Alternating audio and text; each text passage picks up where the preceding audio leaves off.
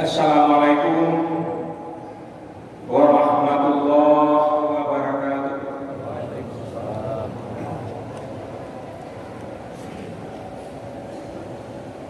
Allahu Akbar, Allahu Akbar.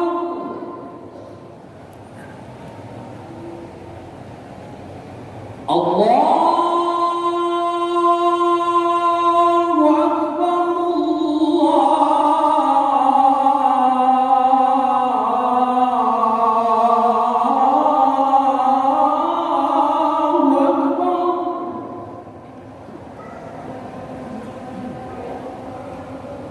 Asyhadu an la ilaha illallah.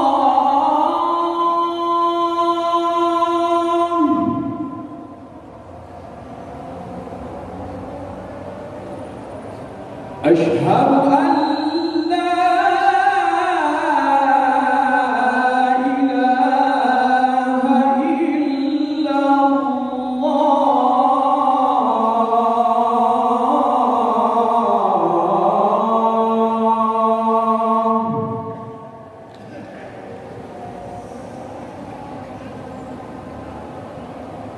Asyhadu anna Muhammadar Rasulullah.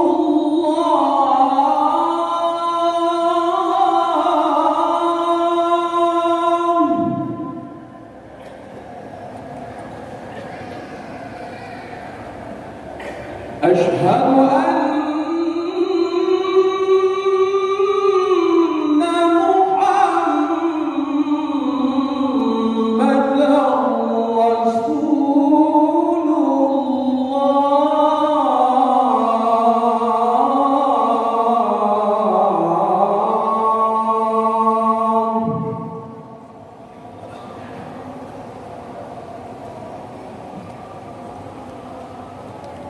hayya 'alas salat.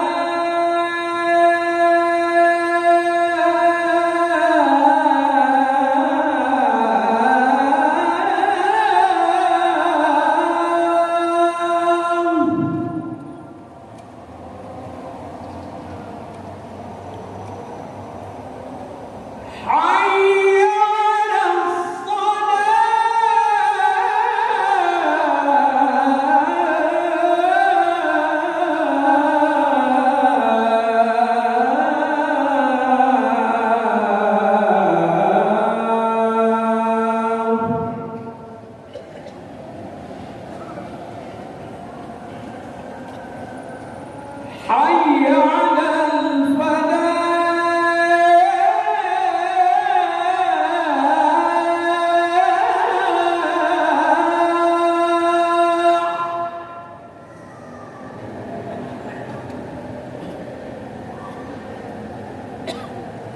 Hayya 'alal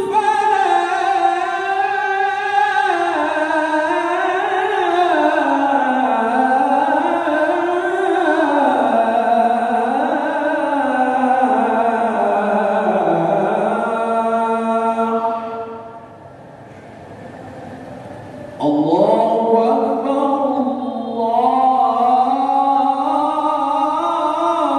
Allahu Akbar. La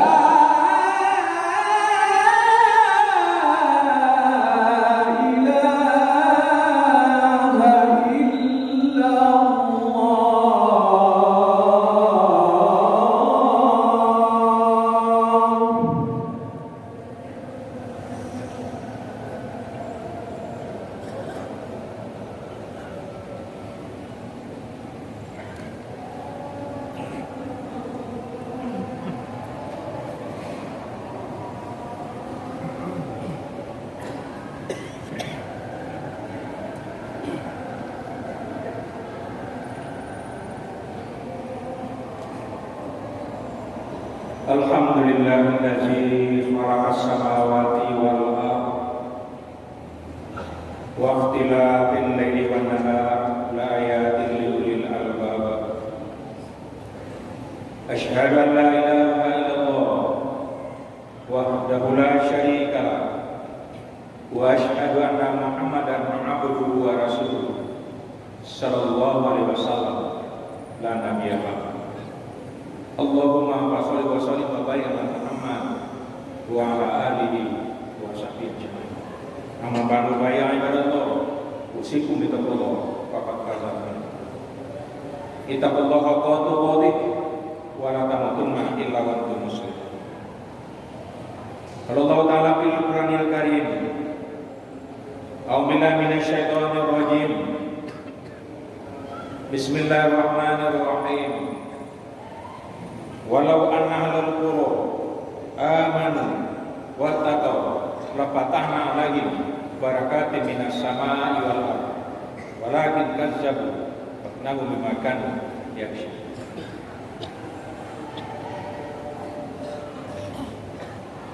Sekiranya penduduk suatu negeri beriman dan bertakwa,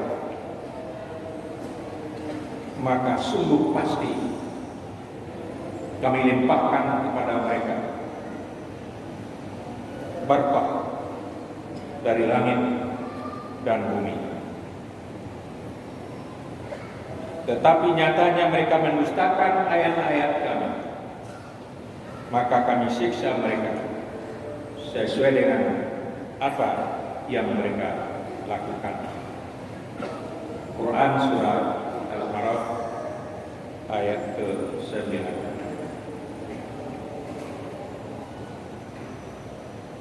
Hamba Allah, jamaah-jamaah yang mulia, alhamdulillah perjalanan waktu telah mengutarakan usia negara Republik Indonesia yang kita cintai tahun yang ke-77. 2 hari yang lalu kita bangsa Indonesia mulai dari istana sampai ke desa merayakan dan memperingati hari proklamir kemerdekaan ini dengan berbagai cara, kegiatan, situasi dan kondisi. Demikian juga di beberapa negara-negara perwakilan dengan semangat, dengan spirit, dan sekaligus ada unsur-unsur refreshingnya.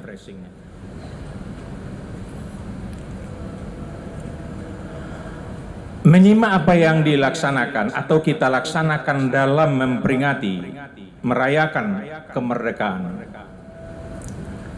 agaknya sudah perlu kita evaluasi, karena semangat dan spirit yang tumbuh berkembang dari masyarakat lapisan bawah sampai rasanya tidak banyak yang sifatnya suatu proses mencerahkan dan mencerdaskan kehidupan bangsa. Kita merasa senang dan merasa puas dengan kegiatan-kegiatan, ya katakanlah seperti pacu karungnya, tarik tambangnya, panjat pinangnya, bahkan sekarang bukan saja yang laki-laki, bahkan sudah banyak juga panjat pinang kaum perempuan. Ini sudah perlu kita evaluasi.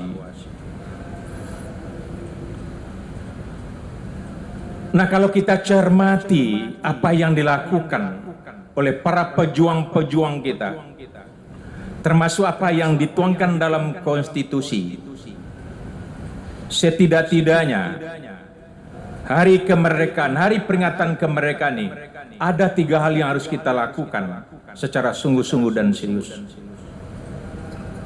sehingga kita akan menemukan makna dan hakikat serta tujuan dari kemerdekaan bangsa kita ini. Yang pertama, melakukan refleksi kembali. Nah, ini penting. Mengingat, menelusuri sejarah. Kita tahu kemerdekaan bukan hadiah, tapi hasil perjuangan dan bakar semangat nasionalisme dan patriotisme. Sejarah membuktikan semangat patriotisme dan nasional itu dibakar oleh prinsip-prinsip nilai-nilai tauhid.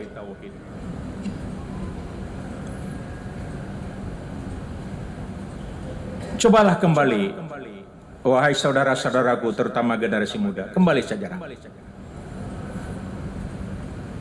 Begitu para ulama-ulama kita memberikan pencerahan dan pencerdasan pentingnya melawan penjajah dengan konsep jihad. Malah terakhir, konsep jihad itulah yang memenangkan bagaimana kita mengusir agresi yang kedua ketika Belanda dan Inggris ingin menjajah kembali. Maka saking kalang kabutnya Bung Karno, dia minta pendapat fatwa kepada ulama. Inilah ulama itu kadangkala dibutuhkan kalau memang udah ada terdesak. Bagaimana menghadapinya? Maka Bung Karno menemui Kiai Haji Hasyim Asy'ari.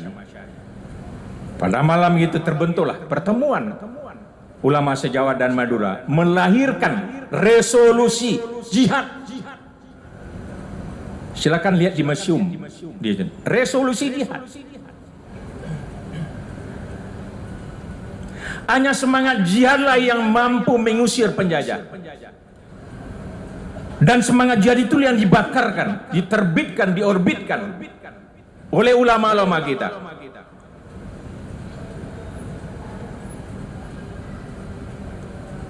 Mulai dari ujung sana Aceh sampai Tengku Umar, Imam Bonjol dan sebagainya. Lihat. Artinya apa?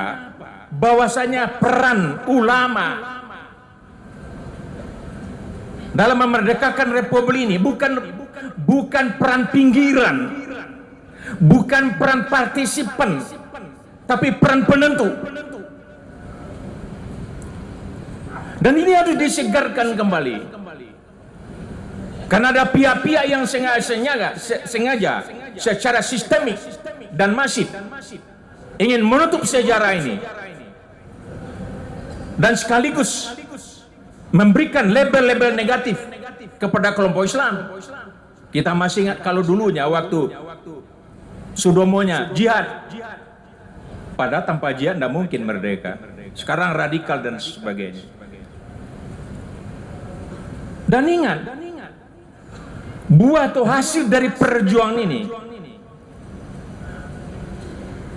oleh pendiri Republik itu dituangkan dalam konstitusi yang merupakan sebuah edukasi kepada kita, penyadaran seberapapun korban, berapapun hebat perjuangan yang dilakukan musuh penjajah, tapi jangan ada yang namanya tepuk dada, berkat saya, berkat kami, tidak ada. Pendiri Republik mengajarkan kepada kita atas berkat rahmat Allah yang Maha Kuasa. Coba. Begitu hebatnya perjuangan, tapi pendiri mengatakan atas berkat rahmat. Ini kan tauhid. Tidak ada berkat kami, berkat saya, bagian tidak ada. Kemerdekaan adalah rahmat yang bersyukuri. Jadi kalau ada juga pihak-pihak yang menafikan peranan umat Islam, itu pengkhianat bangsa ada. Dan itu pasti sudah terpapar dengan virus-virus komunis.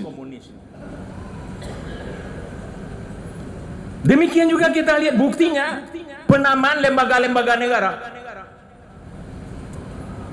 Katakanlah MPR, lembaga tertinggi yang dulu sebelum dia amandemen. MPR majelis bahasa apa itu? Bahasa. Perwakilan bahasa rakyat.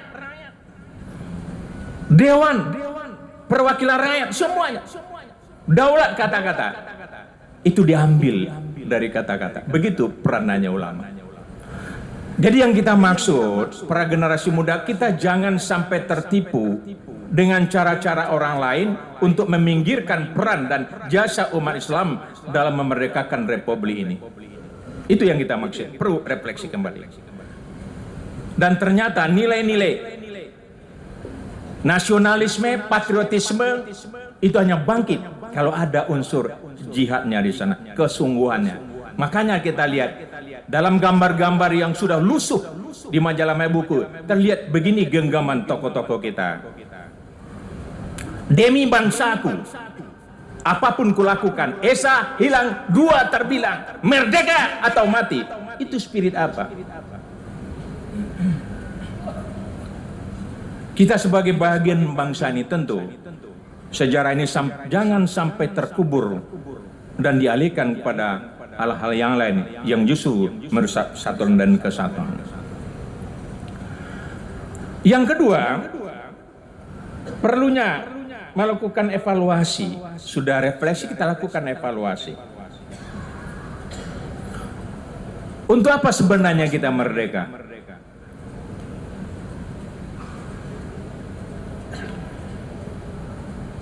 Para pendiri republik dengan tegas-tegas menyatakan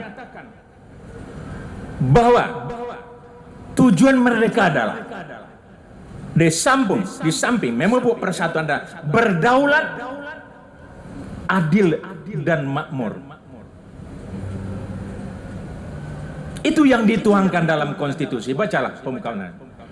Tujuan merdeka berdaulat di bidang politik, berdaulat di bidang hukum, berdaulat di bidang ekonomi, berdaulat di bidang sosial, berdaulat di sekian. Satu, kita bisa menentukan sikap.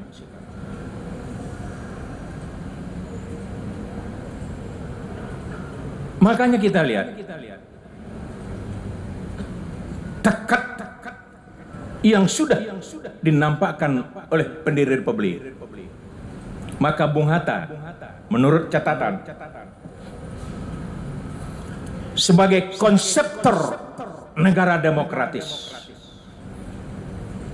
Bung Hatta konsentrasinya menyiapkan negara yang demokratis. Makanya dalam pasal 2, bab 1, ayat 2, bab 1 ayat 2, di sana gunakan. Kedaulatan berada di tangan rakyat. Kalau sebelum di amandemen itu dilaksanakan oleh Majelis Permusyawaratan Rakyat. Kalau sekarang dilaksanakan menurut Undang-Undang Dasar. Artinya apa? Kedaulatan di tangan rakyat. Coba baca konsep itu, betapa hebatnya di Bung Hatta. Rakyatlah yang berdaulat. Lalu kedaulatan rakyat itu disalurkan di instrumen-instrumen pemerintah. Seandainya hari ini Allah izinkan Bung Hatta hidup satu hari pun jadi. Lalu dia melihat apa bedanya antara de jure dengan de facto.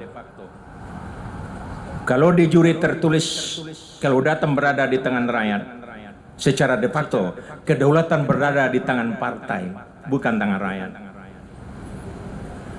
Kedaulatan berada di tangan partai, dan kedaulatan partai berada pada ketum, dan kekuatan ketum berada pada oligarki.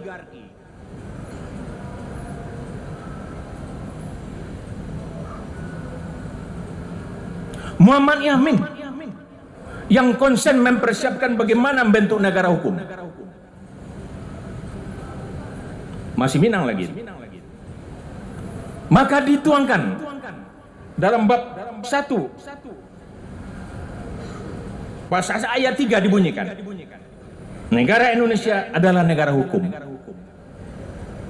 Artinya apa? Hukum harus menjadi panglima. Hukum memang produk politik. Ketika dia sudah menjadi hukum, dia harus menjadi panglima. Dialah yang mengatur. Seandainya Allah takdirkan hari ini Muhammad Yamin dan kawan konseptor yang menyusun ini melihat apa yang terjadi. Secara de jure yang tertulis Indonesia negara hukum, tetapi secara terpatu kita lihat hukum tidak lagi jadi panglima.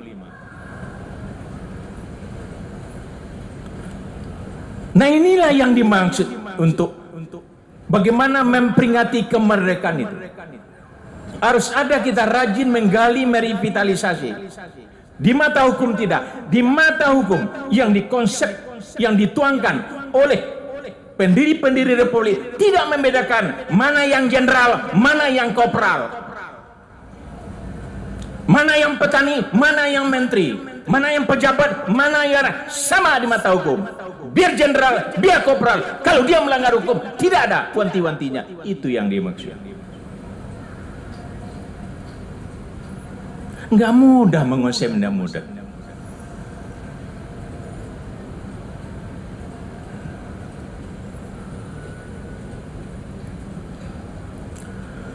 Allah jemaah Jumat yang mulia. Kita lihat lagi apa yang digagas oleh Bung Hatta. Pesan dari raja-raja. Karena Nusantara ini dulu raja-raja.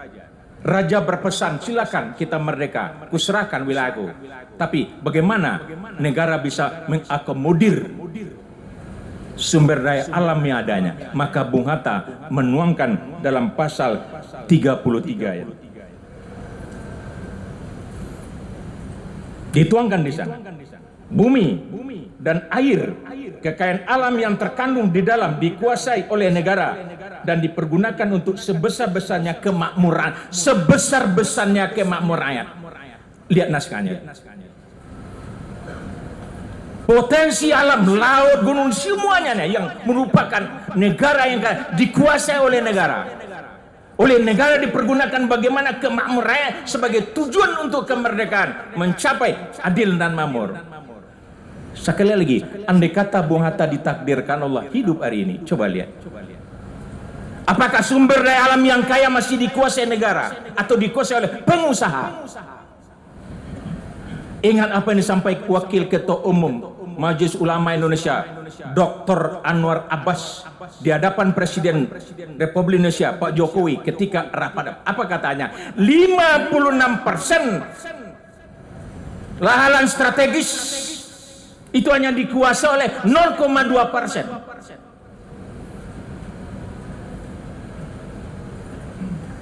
Bahkan ada satu kelompok, suatu orang menguasai lahan 5 juta hektar.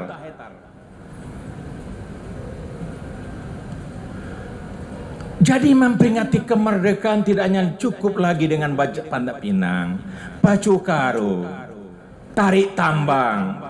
Yang tarik tambangnya, talinya sama kita, tambang emas, tambang batu bara, tambang minyak, tambang siapa, sudah semuanya orang. Harus ada pencerahan dan pencerahan kepada generasi. Ini kita harapkan pemerintah daerah dari pusat. Sampai singgahnya ada, setiap bulan Agustus ada diskusi-diskusi, ada seminar-seminar, ada kajian-kajian tiap sampai ke kelurahan untuk bagaimana tanggung jawab kita berbangsa dan bernegara. Tapi karena kita cuek, apa yang terjadi? Yang dibangun, yang disiapkan, yang didesain oleh pendiri Republik yang sudah berjuang luar biasa, tanpa mengenal lelah, tanpa menggambarkan, mendambakan imbalan. Sekarang sistem yang dibuat oleh pendiri Republik yang tertuang dalam Undang-Undang Dasar 45 yang asli sudah diporak-porandakan. Apa yang dikatakan oleh Profesor Dr. Kiln, seorang guru besar filsafat UGM, dia mengatakan bahwa amandemen Undang-Undang Dasar bukan amandemen tapi mengganti.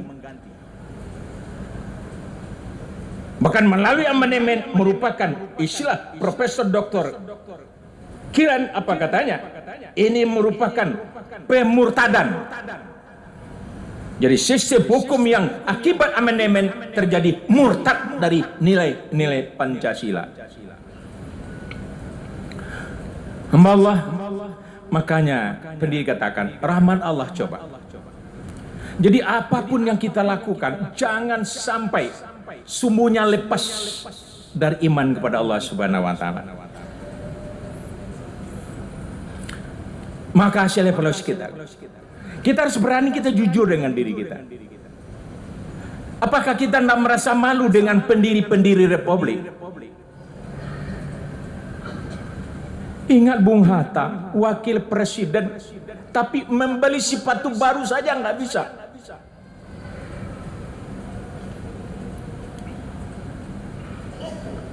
Apakah ndak malu kita nih?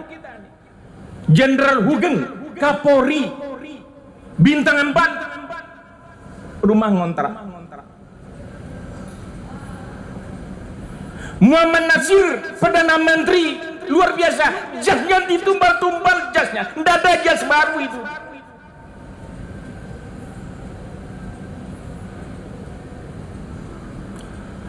Ini bangkit kesadaran moral kita mempertanggungjawabkan negara ini kepada Allah Subhanahu wa taala. Makanya kita harus melakukan rekonstruksi ke depan. Apa yang dimaksud kemerdekaan oleh pendiri Republik kita? Dan Allah sudah beri wanti-wanti. Makanya dalam surat Al-A'raf 96 tadi, Allah udah katakan, sekiranya suatu bangsa, walau analal qura, beriman dan bertakwa. Beriman artinya diyakini, dipercayai konsep-konsep ajaran-ajaran yang diturunkan Allah kepada Rasulnya, dipercaya sebagai hudalinas, dipercaya pedoman dan petunjuk, lalu dilaksanakan secara konsekuen, takwa, la fatahna alaihim, maka kami akan bukakan pintu rahmat. Pintu rahmat ini pernah diterjemahkan oleh Raminang. Bagaimana nagari yang dirahmati Allah tuh? Padi masak jaguang mapia, teranak bakambang biak, pukek kanai, tanaman jadi, nagari besusru. Kembalikan. Dan Muhammad Nasir sebagai konseptor membangun negara religi, maka dituangkan dalam pasal 29. Negara berdasarkan ketuhanan yang Maha Esa. Artinya apa saja yang dibuat negara ini, mulai dari perencanaan, pelaksanaan, pengawasan, evaluasi, harus menghadirkan Tuhan Allah Subhanahu wa taala sebagai pelaksananya itu. Kalaulah Allah dihadirkan dalam membangun republik ini, tidak akan ada 3 seorang pun untuk mengkorupsi, macam-macam, menzalimi, bunuh membunuh, tembak menembak, tidak akan ada. Hebatnya putra-putra Minang zaman dulu membuat konsep yang sangat luar biasa. Makanya acara itu apa saja? Mari kita sama-sama. Wahai para akademisi, profesor, doktor, kita tidak hanya cukup bergelut di kampus. Mari kita coba. Wahai para jenderal-jenderal, wahai pengusaha-pengusaha, para ulama, siapa saja pemuda, mari kita sama melakukan merekonstruksi kembali bagaimana Republik, sehingganya apa yang diamanahkan oleh Allah dan pendiri Republik bisa dirasakan adil dan makmur. Adil itu dalam bahasa Minang tidak terlalu sulit, di mato tidak dipician, dipari tidak dikampikan, tangan menyancang bau memikul. Siapa pun saja makmur jelas, beraya saw di atas, lambok saw di bawah, terampai sama kariang, terandam sama baca, jelas. Sarannya iman dan takwa. Kalau kekuatan sosial politik hari ini benar-benar manajemen iman dan takwa, negara aman. Kalau lembaga dan aparatur penegak hukum manajemen iman dan takwa, yakin keadilan akan terwujud. Kalau pembangunan ekonomi manajemen iman dan takwa, insya Allah akan terjadi kemakmuran. Pendidikan, sains dan teknologi dimanage dengan iman dan takwa, insya Allah dia akan berkah. Tapi kalau iman dan takwa sudah dipinggirkan, yakinlah Allah katakan, kami akan azab, kami akan siksa mereka sesuai dengan apa yang mereka lakukan. 77 tahun sudah kita merdeka. Sebagai warga negara yang masih diberi hidup hari ini, berkewajiban untuk merenungkan mengevaluasi apa yang kita lakukan untuk bangsa dan negara demi generasi kita ke depan. Fa'tabiru ya uli absar la'alakum tuflihun.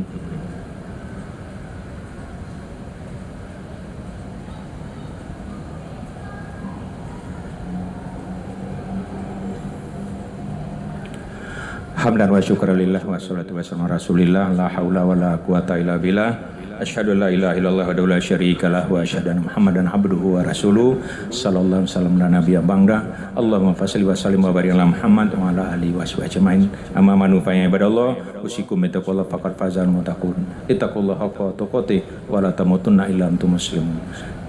Tanafil kulal karim, a'udzubillahi minasyaitonir rajim. Bismillahirrahmanirrahim. La in syakartum la azidanakum wa la in kafartum min azabil syadid. Wahil ukhur,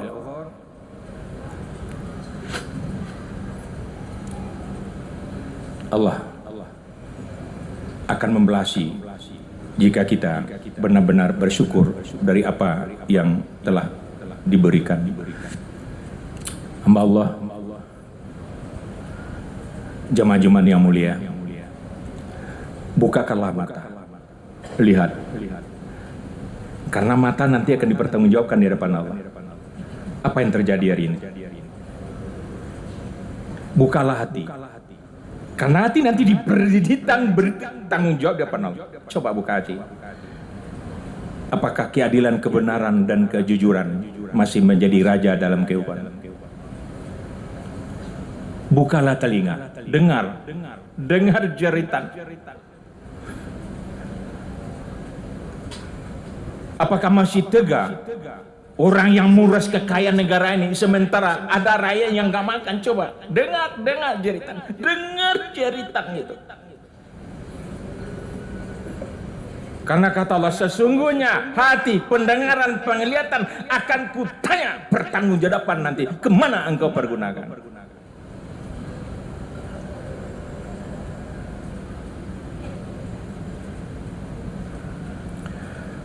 Innallaha wa malaikatahu yusholluna 'alan nabiyyi ya ayyuhallazina amanu shollu 'alaihi taslima. Allahumma shalli 'ala Muhammad wa ali Muhammad kama shallaita 'ala Ibrahim wa ali Ibrahim wa barik 'ala Muhammad wa ali Muhammad kama innaka Hamidum Majid.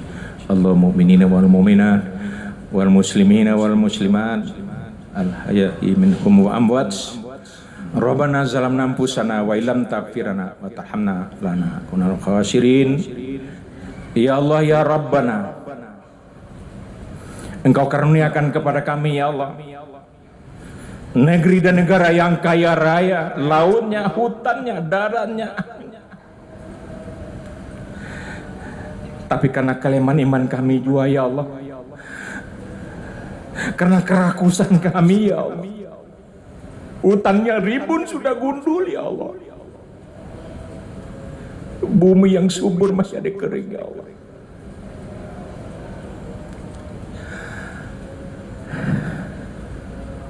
Ulah kami ya Allah, ada di antara saudara kami yang melarat kemiskinan. Bukakan pintu hati kami ya Allah, melihat yang benar itu benar. Bukakan pintu hati para pemimpin-pemimpin kami ya Allah, sehingga bisa melihat yang benar itu benar, yang salah itu salah ya Allah. Beri kami kesadaran kolektif ya Allah,